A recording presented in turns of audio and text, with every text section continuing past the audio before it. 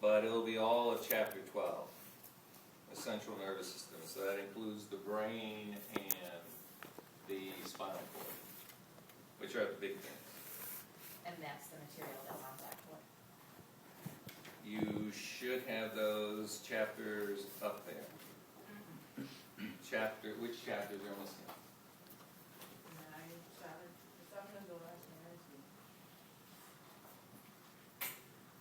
7 is there. Oh, 10's there, I'm sorry. 7 is there with 6. I see. 12 is there now. I got it. Okay. Sorry. So are we having a quiz 4 or are we taking that out? We will have quiz 4, but I haven't decided yet where I'm going to put it. Okay. Okay. Quiz 4 actually will be material that's on your take-home. So if you're working on your take-home, you should do very well on quiz 4 on there. And that's how that's also planned. Quiz 4 usually always comes when you have the take-home. The questions are very similar. As I said, on page 243, figure 7.35. Look what you've got listed here. You've got 4 fontanelles that you have to deal with. Okay. You've got the first one that says anterior fontanelle. Now, look what I did here. I gave you a big hint. In parentheses, I put frontal. So you should be looking, because it says interior, you should be looking somewhere, okay, towards the front.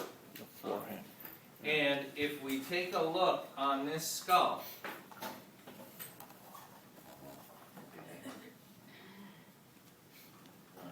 now, of course, you see the sagittal suture actually goes all the way through the frontal bone, and you didn't see that in the adult. But where it says anterior frontal fontanelle, well, this is a kind of a big giveaway here because it's right where the washer is. Right here is the anterior or frontal fontanelle. Okay. It is basically the center of the 2 frontal bones and the 2 parietal bones. There is the anterior fontanelle. And then what will happen is there is a coronal suture. There is a coronal suture. So there's the first one, but look for the hints in the parentheses to help you. Okay? That's why I put them in there. You look at the next one, it says posterior or occipital fontanelle. Okay, posterior. Well, we had anterior here. Okay, we had anterior right here. Posterior's got to be in the back. And sure enough, we look into the back. This right here is going to be the posterior, or what I put in parentheses, occipital. Occipital is the bone in the back of the head. If you put your finger on your back of the head and you move it around till you feel this point on the back of your head, okay, when we get the occipital bone, we're going to describe what that point is, but you've got your finger right on the occipital bone, and it's the back part of the head. So, therefore, the posterior or occipital fontanelle is going to be right next to your occipital bone. Okay, look at C and D. I have 2 anterolateral fontanelles. Or I put in parentheses a bone that we will look at. It's called the sphenoid bone. And I put that in there to try to help you get the location. Alright, but look at the word. It says anterior, so I know it's got to be towards the front. And lateral, well, I know it's going to be on the side. Okay? Just let the word tell you where you're going. And if you look, you're going to have the anterolateral fontanelle right at the tip of my finger there. Okay? Right at the tip of my finger. What you'll see is this, when we do the skull, this bone right in here, right at the tip of the pen. Okay? is the sphenoid bone. That's why I had that in there to help you. The last one we have is posterolateral. And here I put in a hint, mastoid. Okay, if you put your finger behind your ear, okay, and you come down to just the lower part of your ear, and you can feel this hard bump right there behind your ear. You have your finger on the mastoid portion, okay, of the skull. There's the mastoid, okay. So that area then is going to be right here, posterolateral. Well, gee, if I had anterolateral, I have to have posterolateral. Just remember, I put two because you got one on both sides. You got one on the right and you got one on the left. I'm going to send this around so you can look at this in real life. Just remember, it's kind of old and kind of fragile. If you can find the supraorbital margin, the supraorbital foramen, and we're going to talk about what foramen means in a second. It's basically a hole. The supraorbital foramen is located in the supraorbital margin. Now this one here is a little bit higher than you usually see it. I think in the plastic ones they almost have it like right here. But you see this hole right here.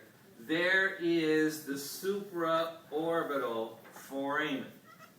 Now, a foramen is a hole in a bone that allows passage of a nerve, muscle, or artery, or vein. Okay. I'm going to keep repeating that for the next several days so that by the time, next Thursday, Wednesday night, you'll wake up in a cold sweat screaming, a foramen is a hole in the bone that allows passage of a nerve, muscle, or artery. You'll be an expert. Alright, but look, there's a reason why those two were paired. Look how close they are to one another. So think about that when you're looking at the various stations and the things that are marked.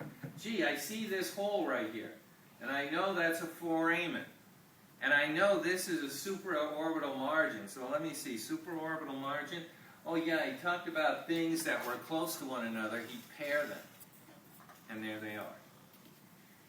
All right, the last one we have here is frontal sinuses.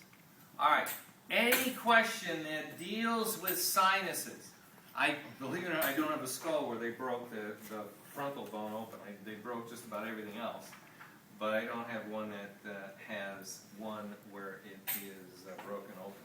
So, if I want to ask you a question about sinuses, you're going to see it's going to be on page 216.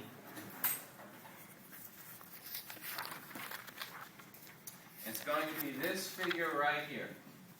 It'll be printed out, and there'll be an arrow pointing to whatever, sinus that I'm looking for. If it's a frontal sinus, you see it's under the subcategory of frontal bone. Well, gee, it's got to be in the frontal bone somewhere. And there they are right there, frontal sinuses. Sinuses are basically a hollowed out area that has trapped air. And it's there to help, just like air in, like a pool toy, keeps you floating above the water. Well, the air in these sinuses keeps the head, lightens the load, because you got basically this 12 to 13 pound bowling ball sitting up here, and by the end of the day you'd be kind of dragging, you'd be so tired holding it up. So the sinuses have this trapped air to help hold the head up. Now, of course, that's the good thing. The bad thing is when they get infected. Then, or if you have hay fever or some sort of allergy, then you pay for it. Okay? And the reason that you have such pain is whatever you're allergic to, or if you ended up getting a virus, or you ended up getting a bacteria. By the way, if you haven't taken, again I may have said this already, if you haven't taken microbiology, I can summarize the first 5 weeks in 10 seconds. Bacteria love an area that's warm, dark, moist, without light, without oxygen. That's the first 5 weeks of microbiology. Okay. So we've got a sinus that is warm, dark, moist, without light, and it's pretty much isolated. There is very little oxygen getting in there. Okay? Club Med for bacteria. They'll infect the area. The sinus is lined with blood vessels. The bacteria irritate the blood vessels. When blood vessels are irritated, they dilate. They get bigger. The size, the diameter gets bigger, so that more blood can get to the site and destroy the bacteria. Okay?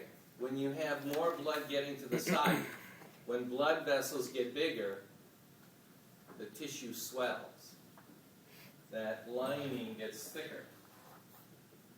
And now remember what's trapped in here. Air is trapped in here. So now this lining starts to swell and this whole area starts to get smaller. And it pushes on the air. And the air doesn't like to be pushed, so the air pushes back. And air pushing and putting pressure on that inflamed membrane, there is your pain associated with a sinus attack. Okay? Now you can take these nasal sprays, you can stick them up your nose and you can squeeze them. And what will happen is, if you take pharmacology, you'll learn that this is a drug. Its job is to contract blood vessels, to make them smaller. They're very big now in response to whatever infected the sinus. So now this drug is designed to make them smaller. Makes them smaller. Less blood's getting to the sinus. You don't have as much swelling. This membrane goes back to almost normal in size. It's not swollen. There goes your pain. Okay? So that's how they work. So any question on sinus, it's going to be tied to these figures, these two figures. So you already know one figure. You already know one figure that can be on your practice. All right. So what has happened then is we've done the first bone. We've done the frontal bone. All right. Gee, let's look at the next one. The next one, well, two parietal bones. Oh boy, look at that. There's nothing there. All you have are two boring parietal bones. One on one side, one on the other. Anatomists talk about these really as forming the roof of the skull. That's it. So the only thing you could possibly have here is a sticker, and it would say, identify this bone. Parietal bone. That's it. Nothing. There are no, subparts here. Okay, like we saw up here. All right, we get to the temporal bones, though. It's like, uh-oh.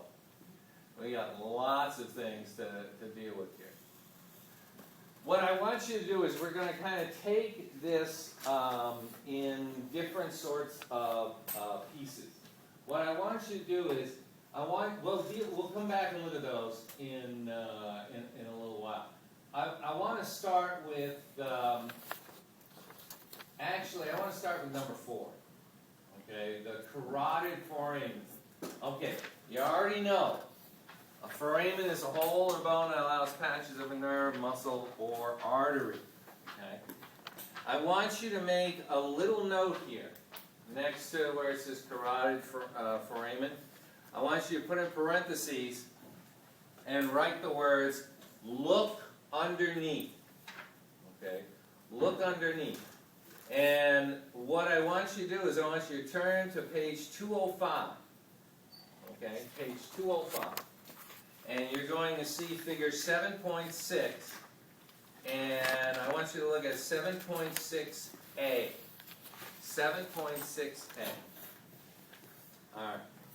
We're going to try a way to map these out so that we can find our way around and get most of these without really having to try to memorize them. I'm going to have you, in your mind, draw almost like a slice of pie. Okay? But in any of these bones, what I want you to try and do is, I want you to try to find a reference mark. A mark. Something that is obvious.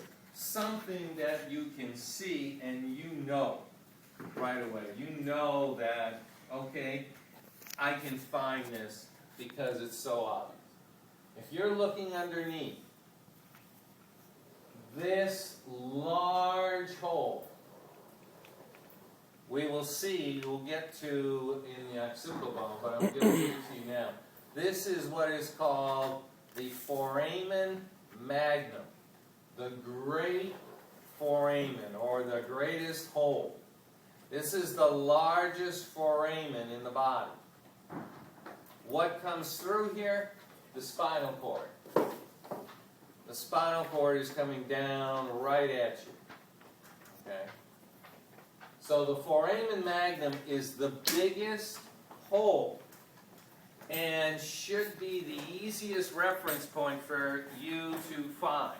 Okay? It's the biggest hole. All right. Let's go back to where we have number 4 and it says the carotid foramen. Okay?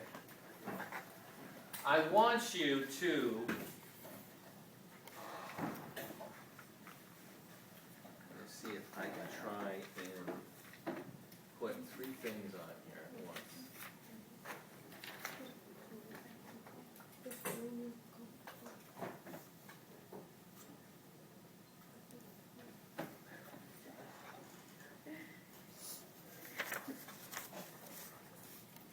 Okay. And then have page 205.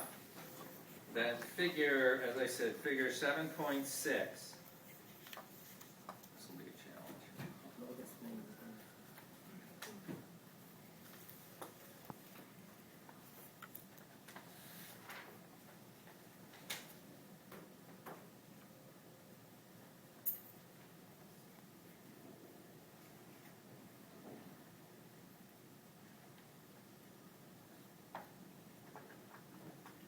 Not bad. Okay, what I'm going to try and do is I'm going to try and have you draw out the triangle on this picture. Okay, and then we're going to try and use our mind's eye here to do the same sort of thing with the skull on there. All right, remember the reference point, the big hole, foramen magnum. Okay, the big hole, foramen magnum.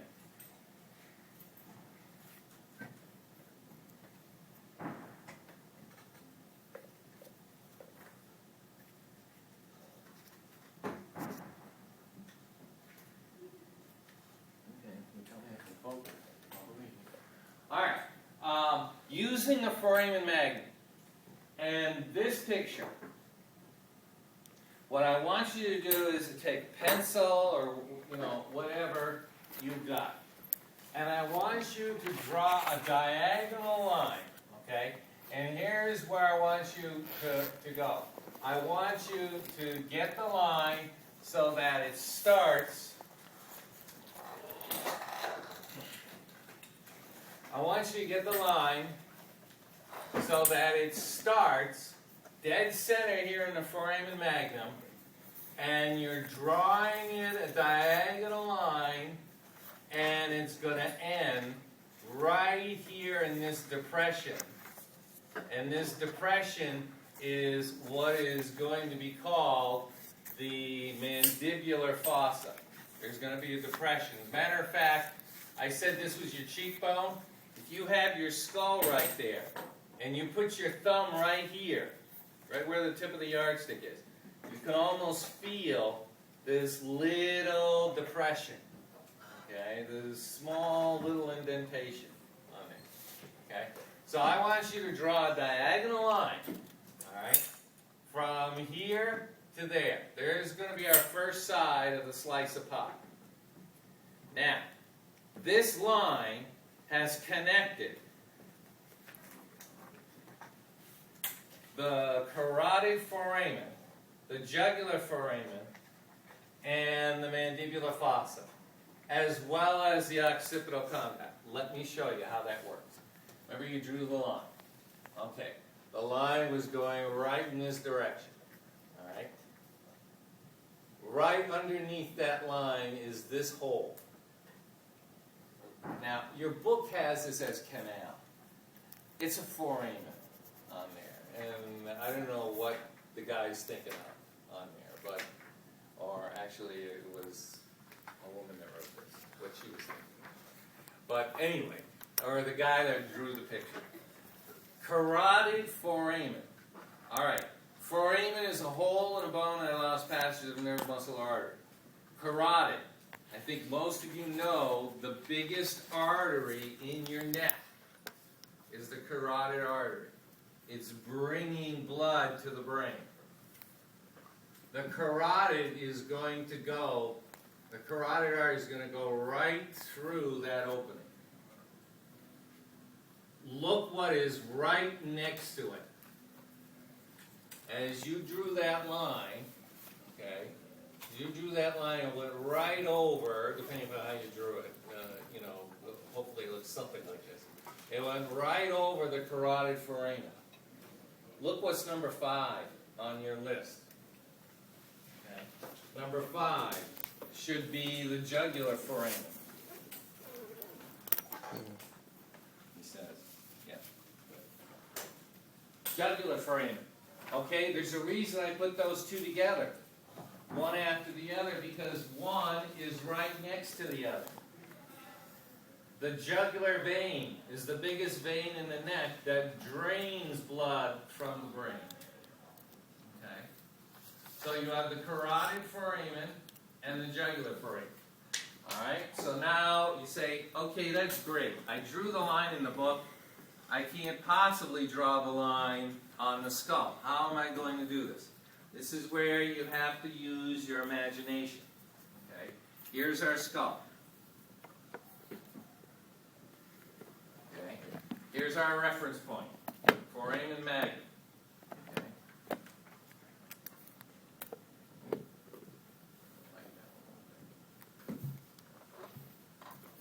Okay, here's our reference point. Here is where I told you to put your finger. There's a little depression right here. Okay? That's the mandibular fossa. Okay, that's actually where your jawbone's going to attach. So hopefully your mind's eye will have a line that looks like this. Okay, starting from the center of the foramen magnum, going out and ending with the mandibular fossa. All right, we said that just underneath that line will be the carotid foramen. Right there is the carotid foramen. Here is your mandibular fossa. There is the line. The line went right over the carotid foramen, right there.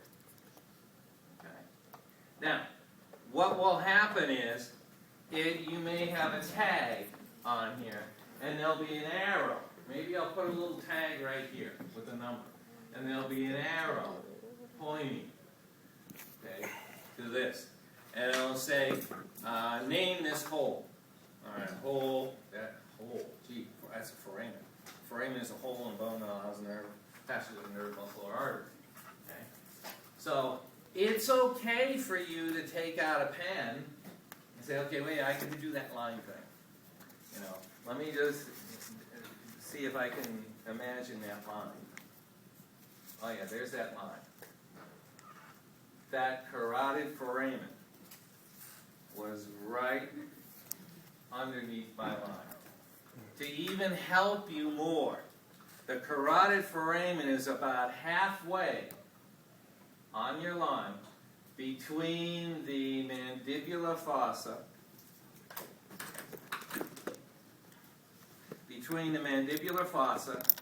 and your, this right here, this large, smooth, rounded projection. This is the occipital condyle. Remember, your line's going this way. It started foramen magnum, went through the occipital condyle, and went right over the carotid foramen. And there is the mandibular fossa. So, again, if I could put the pen right here, see, it's right almost in between the middle of the occipital condyle and that mandibular fossa, right there. Now, you're going to say, all right, I can buy that, but what's the deal with the jugular? With the jugular, all you do is, let me keep the pen pointing to the carotid foramen. There's the carotid foramen. All you do is you rotate the skull just a little bit. Right underneath, as you rotate the skull, all of a sudden this foramen becomes more and more and more and more visible. You really can't see much here, where, yeah, you see a little bit of an opening. But if you just rotate it a little bit, all of a sudden you see this big opening right here. There's the jugular foramen. Carotid. Carotid, jugular. You look on your book. You're going to have carotid, jugular. Occipital condyle. There's my line starting from my reference point of the foramen magnum. I draw it out to the mandibular fossa. What is it going to go over? It's going to go over the carotid foramen. And right next to it is going to be the jugular foramen. You have those two together. Okay? All right, we've already, and so what has happened is drawing that line, you have, this is my light, it's really dark. Drawing that line, what you have done is you've connected 4, 5, and 6. They're just on that line. 4, 5, and 6. Just by drawing a line and remembering where that line is and what it covers. Instead of you staring at the bottom of this skull for hours, you know, we have to be efficient and we have to be able to pick this stuff off as easy as possible. All right, so we've gotten 4, 5, and 6. Okay, now we have number 7, number 8, and number 9. In case you haven't figured out, these are Roman numerals here. I don't know what it is. I did this in Microsoft Word, and I had to do the auto format, and all of a sudden I started doing Roman numerals. All right, so there's the first 3. Number 7 here, mastoid portion. Okay, well, I already had mentioned, you know, you put your hand behind your ear here and you feel this bump. Okay, that bump is located in the mastoid portion. All right, you're going to say, how can I find it? Here we go again. Go back to your picture here. And what I want you to do is, I want you to draw a line. Remember, we had this diagonal line going out here to the mandibular fossa. Okay? I want you to draw a line straight down. Okay? I want you to draw a line straight down. All right? Till you hit these bumps here. You probably heard it a little bit. Until you hit these ridges. Okay? If you see them, you hit these ridges. So maybe from here to there. Okay? This is going to be the second leg of our triangle. Second leg of our triangle. Okay? Alright? So we have to find the mastoid portion. Well, the mastoid portion, remember I said was a bump on there. And they got all this really basically over on this side, but you'll also have it over here. This area where you feel this bump, you look at the bottom of your skull, and you're looking for a rounded bump. Okay? On mine, because I keep this one up here because it's been so beat up, okay, this no longer has a rounded portion, but believe it or not, that's what it's supposed to be right here, and it's been chipped away on there. But you have this bump that would be right about here, okay, between my thumb and forefinger. That is the mastoid process. That is number 9. Okay? But if you think of the bump as a mountain, so the mountain is the mastoid process, the immediate area at its base, the immediate area at the bottom of the mountain that circles around the mountain, mastoid portion. Portion designates an area. Process designates a bump. Okay? So I had you draw that line from the mandibular fossa down from here to there. Okay? Well, it goes right past the mastoid process. And it goes right over that surrounding area at the base of the mountain of the mastoid process. It goes right over that area that is the mastoid portion. Portion is an area, process is the bump. So by drawing a line downward, you've connected now the mastoid process with the mastoid portion. Okay? So you've connected 9 and, where am I? I'm sorry. 7 and 9. We've got process twice here on your list. We connected 7, the portion, with the bump. Remember portion? Well, just think of portion, size. You know, meal portions. Are they large, small? What? Well, they're describing an area. So portion describes the area, process is the bump. Okay, I want you to put an X through mastoid air cells. I have nothing to show for mastoid air cells, so we're going to get rid of that one. And also get rid of this one here because it's repeated twice. You have mastoid process as 9, and then you have mastoid process as 11. So let's just get rid of number 11 on here.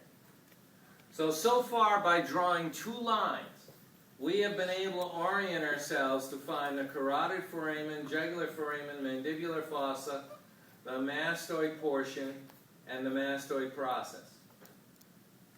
Okay, we've got number 8, that is something called the external auditory or acoustic meatus. The word meatus, the best definition I can give you for meatus is a tunnel. Okay? Is a tunnel. And here is how you can find it. take your index finger and stick it in your ear. You have your finger in the external auditory meatus. If you can find your index finger and stick it in your ear, that is the external auditory meatus. Alright, how will I find that? Well, we have to, remember we had this line going down. Okay? Diagonal, going down. Alright? If I just keep my thumb right here in that mandibular fossa, and let me just flip it over onto the side. You see my thumb? There is where you stick your index finger. There's the external auditory meatus. The external auditory meatus. Okay?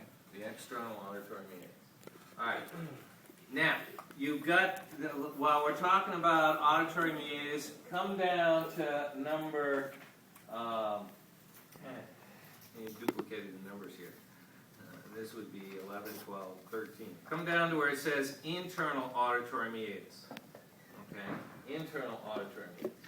Here's what I want you to do.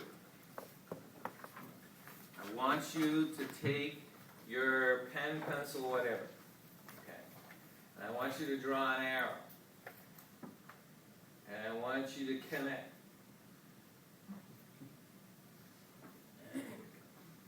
Draw an arrow, and I want you to connect the internal auditory meatus with number 3. That's called the petrious portion. Okay? Number 3 is called the petrious portion. And then what I want you to do in parentheses,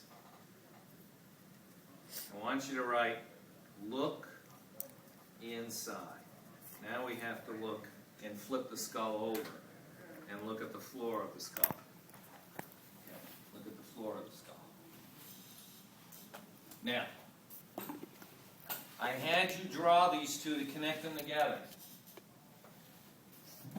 Number 3, the petrious portion. If you are looking on the floor of the skull, you see almost like this shelf right here.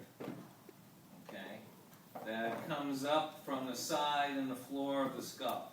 It's almost like a shelf. Okay? There's a lip right here, then it goes kind of down underneath. This is what is called the petrious portion. Okay, that's why I had you put in parentheses, look inside. It almost looks like a shelf that you put something on. Now, there's a reason I had you connect the petrious portion with the internal auditory meatus. I'm going to keep my finger on the petrious portion. I'm going to rotate this just a little bit. See if I can catch the light. Right there is the internal auditory meatus. It's in the petrious portion. That's why I had you connect the two. If you can find the shelf, just look for, rotate the skull and just look for the hole. Okay, that's the other end of the tunnel. If I have the pen in the internal auditory meatus, and then I take another one, a pencil, put it in the external auditory meatus, look what happens. The two of them are in a straight line. That's how the nerve comes from the middle of the ear into the brain. Okay? They're just in a straight line between each other. The external, of course, a lot of people like to put pencils in their ears. The external auditory meatus, the internal auditory meatus. It's on the shelf of the petrious portion. Okay, so those two we had to go kind of looking, around for them. So we've looked at 3, 4, 5, 6, 7, 8, 9, we got rid of 10, we got rid of 11. We looked at the internal auditory meatus. We only got a couple left. We got something that is badly misspelled. It actually should be stylomastoid foramen. Okay, we got the word mastoid in there. Gee, look where it is. It lies right underneath all this mastoid stuff. So there's a reason I put it there. To try to get you to think about, okay, yeah, it's got the word mastoid in it, and he's got it right underneath all this other mastoid stuff. So, and it's got to be a hole. Okay? It's got to be a hole, because it's a foramen. What I want you to do again is I want you to take your pen or pencil or whatever you got and draw an arrow. Come on. I don't know about this pen. Draw an arrow and connect the stylomastoid foramen with the styloid process. And there's a reason why I'm going to have you do that. Because they're going to be right next to each other. Draw an arrow, connect the stylomastoid foramen with the styloid process. Okay, if you look on your book, they have